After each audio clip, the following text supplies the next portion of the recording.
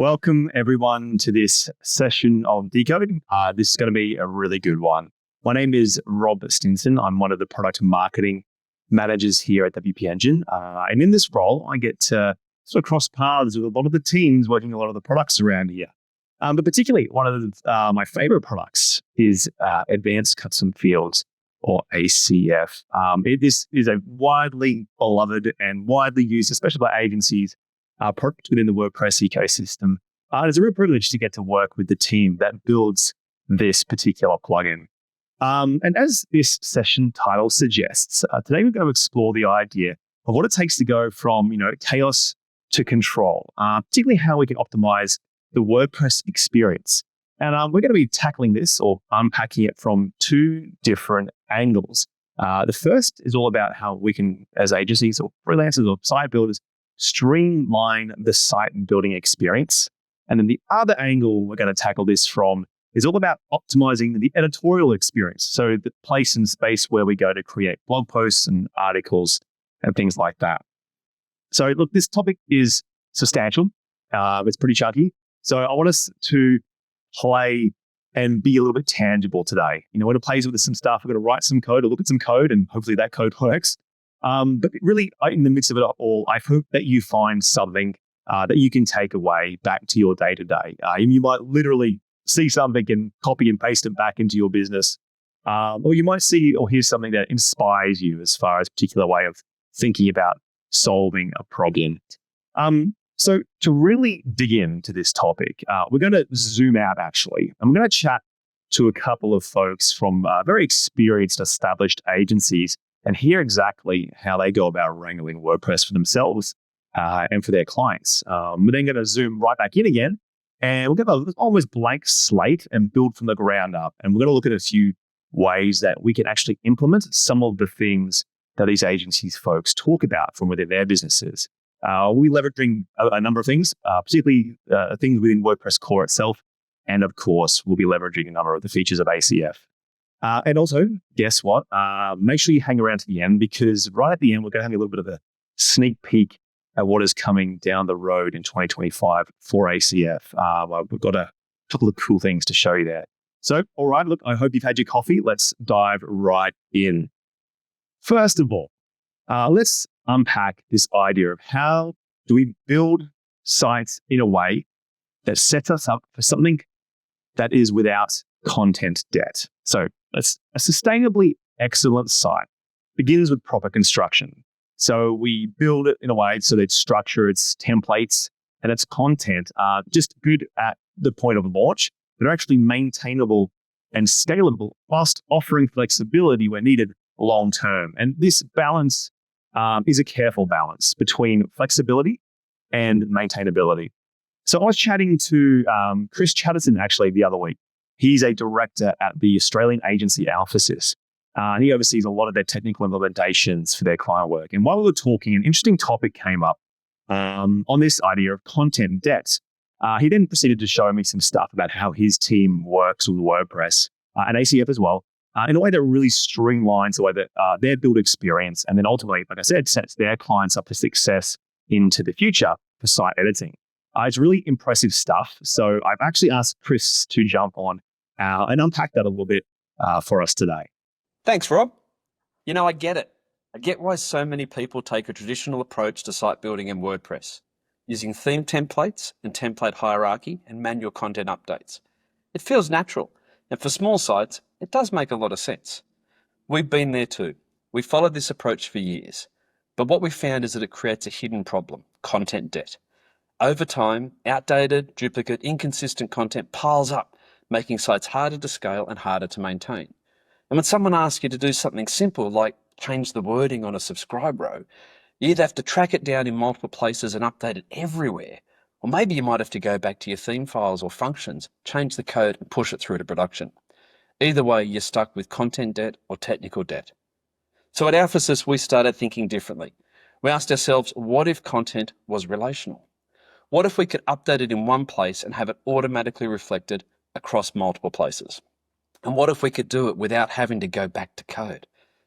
This idea was really exciting for us, so we built a system using ACF that gives us relational dynamic content, reusable blocks, wrappers, and cards. It speeds up the development, gives our clients flexible editing options, and drastically reduces both content and technical debt. And it all started with the idea of reusable rows. You see, if you think about it, most sites are really just a stack of rows. Hero row, content row, subscribe row, marketing row, one after the other. So we created a custom post type called rows, and then we built a block that dynamically calls and displays a single row anywhere on the site. We took it further. We added an options page where you could configure any post type to be wrapped by a row. And then we finally used WordPress template hooks to control exactly where those rows appear. So here's a post we've already built. Let's jump in and edit it, and let's add a subscribe row together. I've already made the row, so we don't have to do that. I'll copy it from my clipboard, and we'll jump in here and we'll paste it straight in. There's my row. Looks great. This has been built with native blocks. We've got some columns, we've got some headers, we've got some paragraphs. But right now, it's only on this post. So let's take it out of here and let's go and build a row with it. So let's come back to our post. Now that we're back in our post, we can add our reusable rows. So I'll use our blocks, reusable row.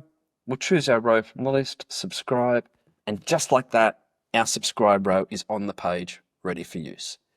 But it's only on this page. So let's go and put it on all posts. So I'll leave here, and what you'll see is our options page, edit wrappers, and we can see here all our wrappers that are available: before header, before content, after content.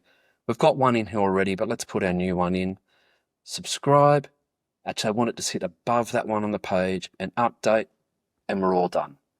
If I go back to my post now and I choose any post and we have a look at it, the post itself is now wrapped with our subscribe row. But we didn't stop there. We went on to build blocks that can query content, micro templates to display content as cards, and even a merge system that dynamically updates cards and content using meta fields and post attributes, all with the help of ACF. Now our sites are faster to launch, easier to maintain, and more scalable. We've moved away from rigid templates into composable architectures. Composable architectures that reduce redundant content, keep designs consistent across multiple pages and sites, give us flexible and dynamic content management, prevent content debt by structuring content relationally. And that's the real win. By reducing content debt, we've made it easier to scale, easier to maintain, and easier to evolve. Every new client site is built faster, smarter, and more future-proof. This shift has completely changed the way we design, build, and manage client sites. I encourage you to explore ways you can use ACF to manage your content debt too. Back to you, Rob. Thank you, Chris. But as you can see, that is some really solid stuff. Clearly built on the back of many, many years of experience and really, workflow fine tuning. So, but I want to zero in on something particular that I found really impressive. This idea of the centralized management of global content, particularly as we kind of saw a little bit with Chris's examples, through a hyper-focused, almost form-like experience. Within ACF, we call this options page. It's a page within the admin which you can set up and configure to offer fields which allow your users to interact with, like I said, like a form with their WordPress site. So yes, there are definitely ways of doing global content management within model WordPress, within the site editor, and those are fantastic. But what we saw with Chris was a really focused tool for a very specific job. And for some clients and some team members, having a bit of a separation of certain functions or a separation of concerns even into dedicated spaces is really, really valuable. So how can you build something like this? Well, let's have a look. I've got a bit of a site here, one that I've sort of whipped up a little bit earlier, and it's fairly fresh. I'm using the 2025 theme, which comes with WordPress Core. Not with WordPress Core, I should say, but it sort of rolls out with new WordPress installations, which is a fantastic theme. I encourage you to check it out.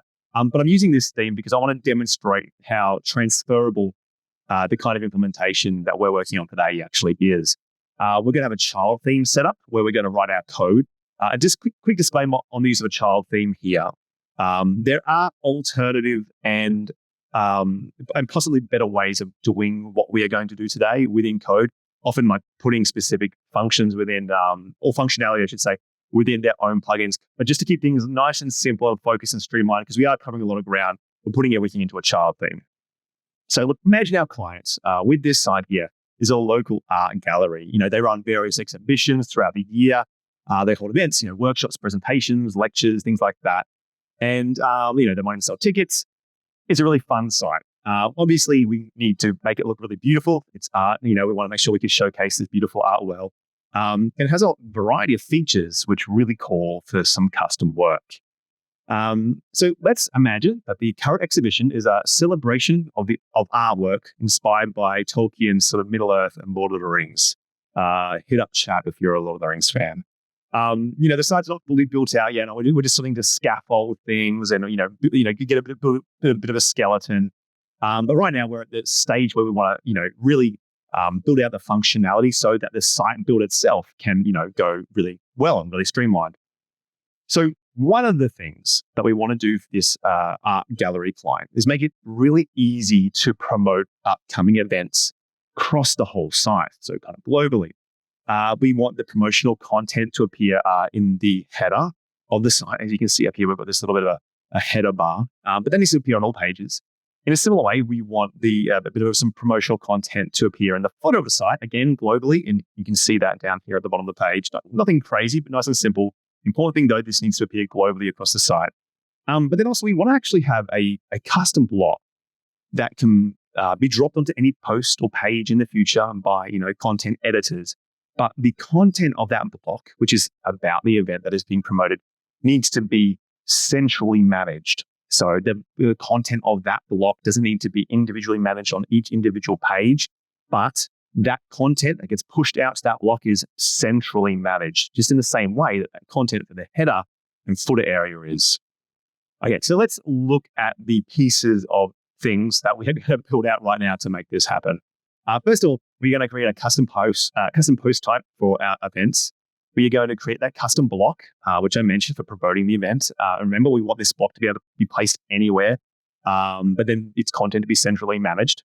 We're going to have a couple of ACF templates, for the block itself, but then also for what it will be injected into the header and the footer.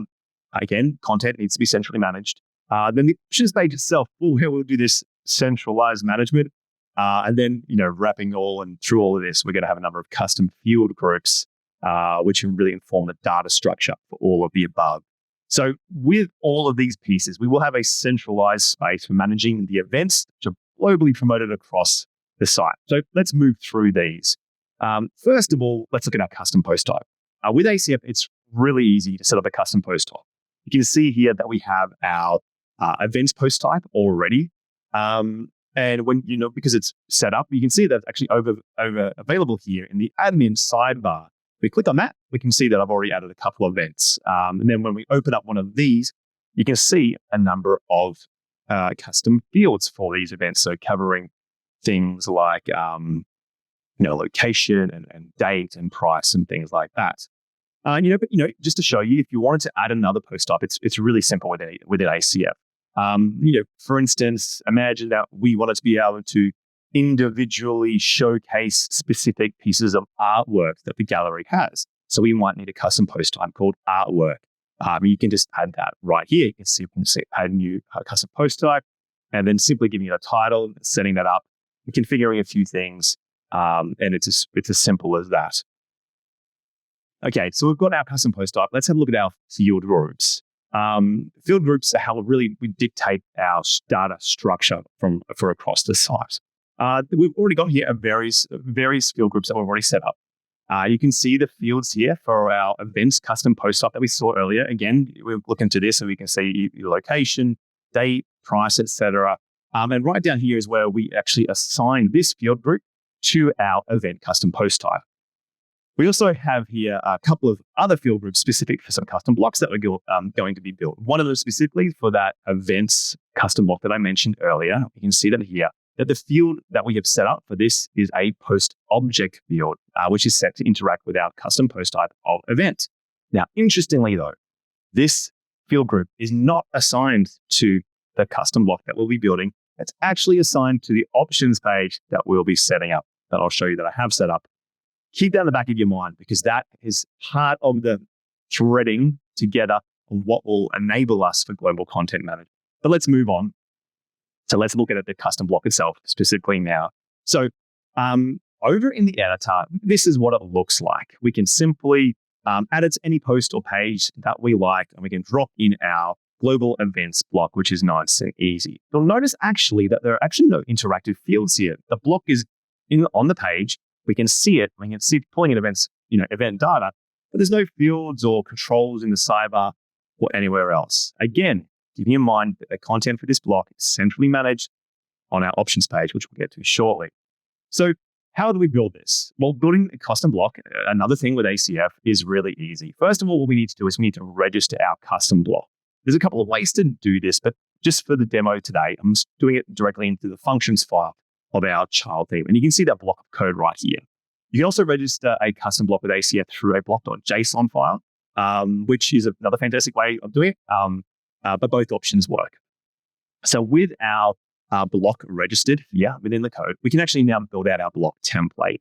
And for this child theme, we're just simply storing all of the template files over here in this folder. And you can see the one here for this particular custom block. So we make sure that we just reference that file path in the code where we register our block. Now, remember, this block is part of our centralized management of global content solution. This is evident, like I said, how it interacts not with the data for the post it's placed on, but with data that is associated with our options page.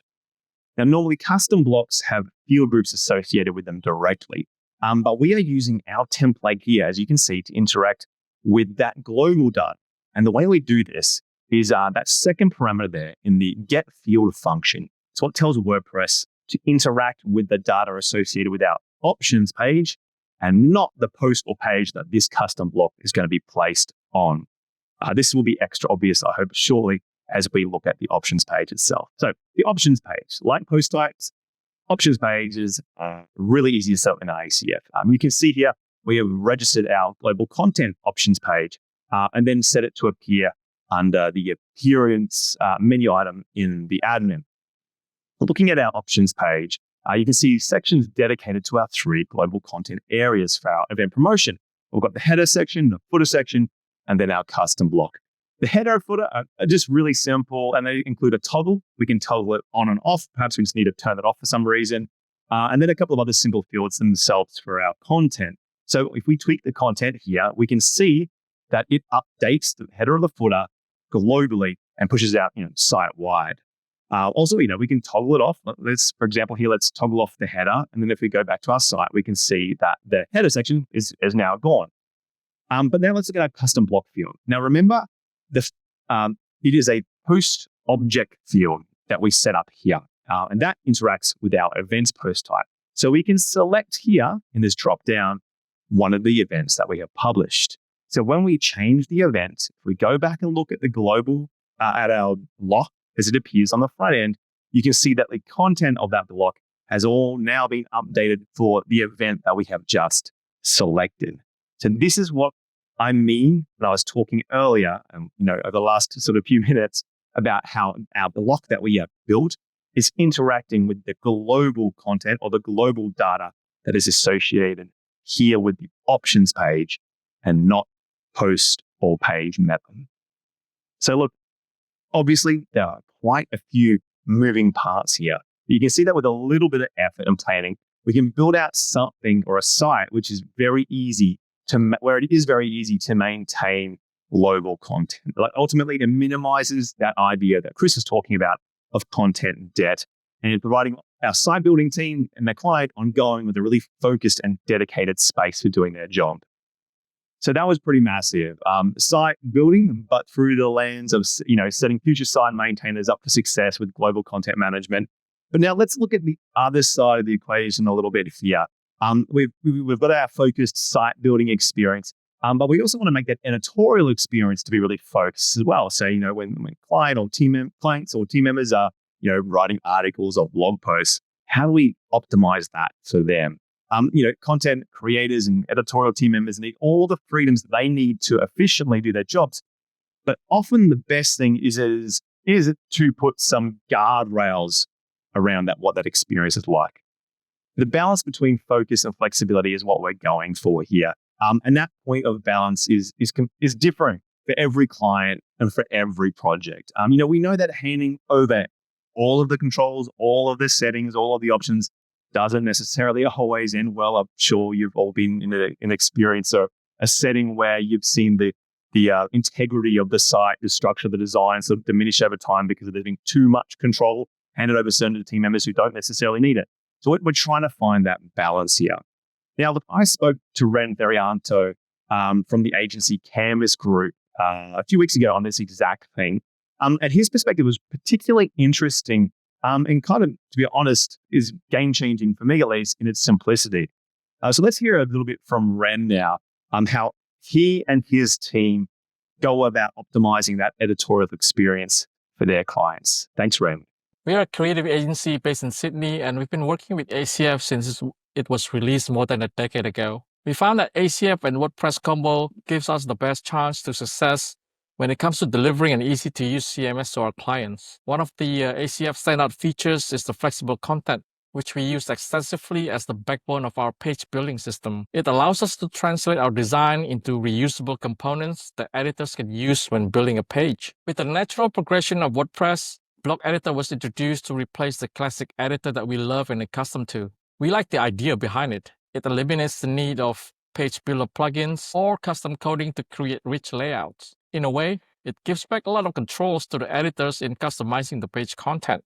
In reality, it presents us with a new set of problems because given the freedom and flexibility, our clients, they tend to put their designer hat on and roam free in the Block Editor. This may not be an issue in most scenarios. However, as a creative-led agency, we want to ensure that our products stay true to the design language that our designers have meticulously worked hard to create. So for a short period of time, we would still use the ACF flexible content and disable the Block Editor site-wide entirely. When we first learned about ACF blocks, we started to think that maybe it's time to give another go to the Block Editor.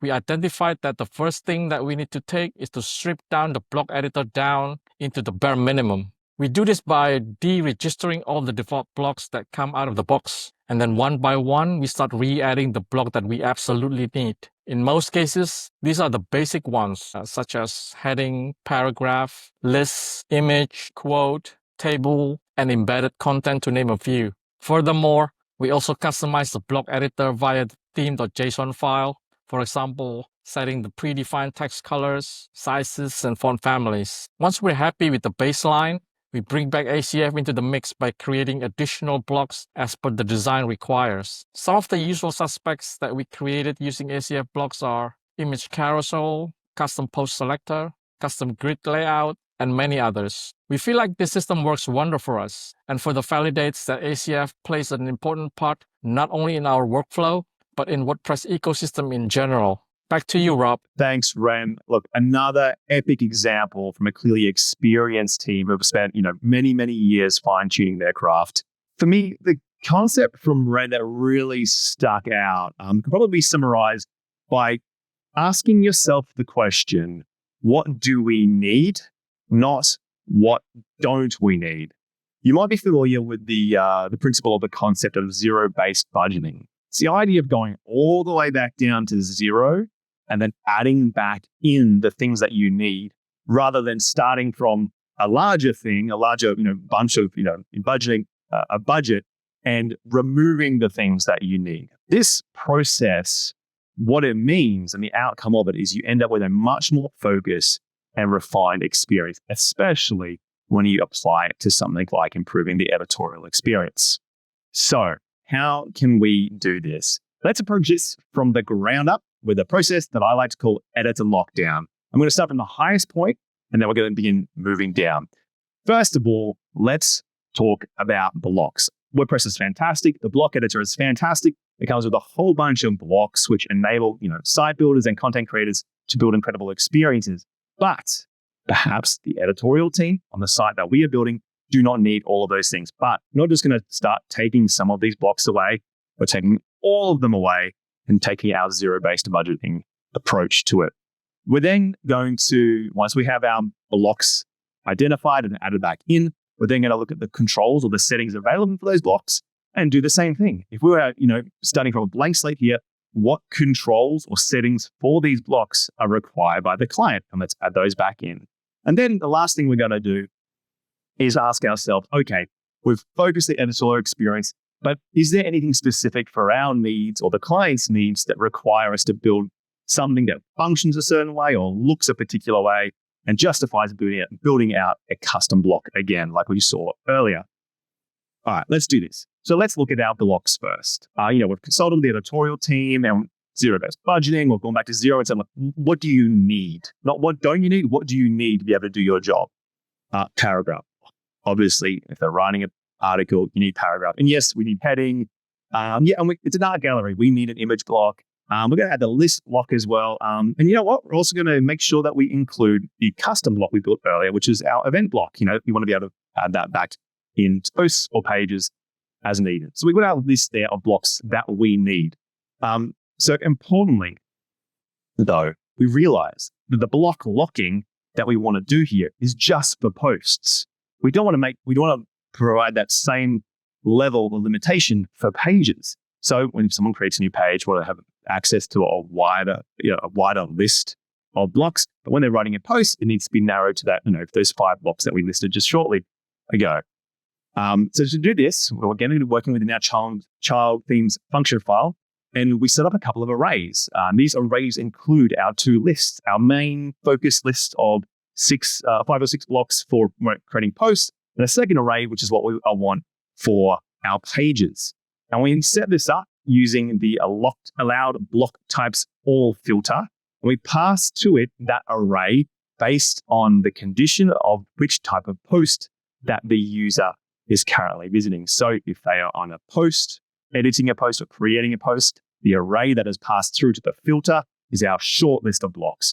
But if they're on a page, the array that is passed through to that filter is our larger list of blocks. And if we jump over here into the WordPress admin, we can see that when we add a new page, for instance, and go to look at our library of available blocks, we've got the longer list. If we jump over here and we look at creating a new post, we can see that it is much shorter. Great. Okay, so we've now kind of locked down and focused the blocks available for the editorial experience. But what about the block controls themselves? So how do we focus those? And to do that, we don't need to we can actually jump into theme.json, which is fantastic. It's a more modernized way of building within WordPress, or a component of the modernized way of building within WordPress, using a very structured approach, which is what JSON gives us, which is great. So if we jump into the theme.json file here, we can see, for example, we've got our heading block, and we are allowing or setting to true text color, but for the background or link color, we're actually setting to false. We're also disabling things like border radius and spacing styles. And look, it's very easy to configure this. For instance, if we actually decided we want to have margin controls, for example, which allows us to sort of dictate a little bit more spacing, we can set that to true here in theme.json. And if we jump back over here and look, the heading block, we can see that those margin controls are back available to us. Finally, so we've locked down the available blocks. We're locking down the available controls, all those blocks. But we realize there is a particular function or functionality or a particular style of something that our content team needs when we're going to build a custom block here. Look, there's a common design pattern that I've seen around the web the last sort of year or so. We have a block of text, and then sort of injected throughout the sentence, you've got these little bubbles of images. Look, I'm sure it's a design pattern that will be out of date soon. Actually, maybe it's out of date now. I don't know. I could be behind the times. But it seems to maybe be a little bit in vogue. It's nothing crazy, but like our custom block for events earlier, we're just going to register that in our child theme. And you can see that here in the functions file. But unlike our events block that we built earlier, for this one, we actually are going to set up a field group for it. Just some simple text and some simple image fields, one after the other. And you can see down here that we are assigning it to our image in text block that we just registered. So we've registered the block, we've set up the field group for it. And the third step is to build out the template file. This is a nice and simple one. We are simply interacting with the fields available to us through that field group, setting them up as variables, and then interacting with those variables within our HTML template just down here. Nice and simple. And you can see when we jump over to the homepage, for example, where we've got our custom block, you can see these few fields and we can edit those to adjust what appears on the page as far as the text and the images go. So there we go. The client's editorial team now have this custom block that looks and functions exactly like they need. They've also got the blocks that they need to generally build out content. And then those blocks have got the controls or settings available to them that they need to be able to get on to their job. We now have a fine-tuned editorial experience that is optimized for the client's needs, has some guardrails around it to ensure the integrity of the structure and the design of the site is maintained long-term. So look, we have covered a lot today. Covered all sorts of things that you can do with WordPress, WordPress Core and ACF. But what, you can do all those things right now, but like, what about the future? What's coming down the road for ACF? And who better to answer that question than Ian Paulson, who is the ACF product manager. He's here with us today to share a little bit about what ACF has planned for 2025. Over to you, Ian. Thanks, Rob. Yeah, as Rob said, I'm Ian Paulson, and I'm the product manager here at WP Engine for ACF. I've been working on ACF, I've been a user of ACF for what seems like forever, but I've been working on ACF since 2021, and over at WP Engine since Delicious Brains joined the family in 2022. And I want to talk to you about some of the great things that are coming to ACF. So at the heart of ACF is empowering developers to create amazing back-end editing experiences for their content editors, for their site users. And this is something we want to do more in ACF Blocks. So ACF Blocks is a big part of ACF Pro. It's the way people build custom blocks with ease, quickly, without having to wrangle a lot of JavaScript and React code. And what we want to add in a future version is the ability to register ACF blocks, scaffold them, create them, and do that right from the UI to make it just easier for your workflow. This is something that we did in 6.1 for custom post types and taxonomies, and we did it in 6.2 for options pages for global field settings. Building a custom block requires building a block.json, but doing that within the UI means that you get all of the available options for the block right there in the UI with easily explained settings and understanding what you need. You also get the ability to import, export, and sync the blocks as well. So next up, we're also tackling the editing experience of ACF blocks. So it makes it easier for the content editors to use the blocks that you create as developers. So editing field data can be a little bit clunky. It can be hard in the sidebar, and it can also be hard in the main preview area of the block editor. So let me show you what I mean before I start to describe. This is Rob's awesome demo site from before. And if we take this custom block here, which is a group of text and images, kind of inline images, when we edit this, you can see what I mean. So right now, you've got two options to edit. You've got the sidebar, where all of the fields are kind of in this small area, but if you have certain types of fields where maybe it's nested fields, group fields, or repeaters, something with a little bit more width, that kind of experience breaks down and it's quite hard to use, and it stacks, it doesn't really work very well. The other editing experience is in the main section. You can click this edit button depending on the mode of your block, and you switch to this kind of form, which is, a better way to edit large data. However, it's a non-native experience, and it probably throws a lot of users off slightly because it's just different to the rest of the block editor.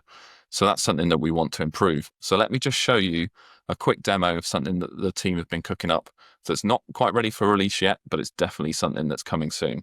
So let me just switch to the new version. Okay, so now we've got the ability to edit fields inline. This is, text image. I can now click anywhere on this text and I can edit it naturally inline, very true WYSIWYG style, rather than changing to this form. I can click, I can edit, but I also can do this with the image field type. and I can go and I can click, I can choose, and I can change the image right there and then. That's huge. This is a complete change of how people want to, or how people are going to edit ACF blocks. They're not going to know they're using an ACF block because the editor experience isn't different. It's similar to core. If anything, it's better. It's kind of more natural to use. You've still got the stuff in the sidebar for those people who are used to editing data that side, but we've also looked at improving this. So if I just try to move out of this, get back to the edit mode, clicking the edit button now brings it right out. That sidebar is bigger. There's more screen real estate to use. And it's almost like a modal that overlaps the content, but you can go in and just change. You can just change it, and editing in one place affects the other, and back and so forth. So this is huge.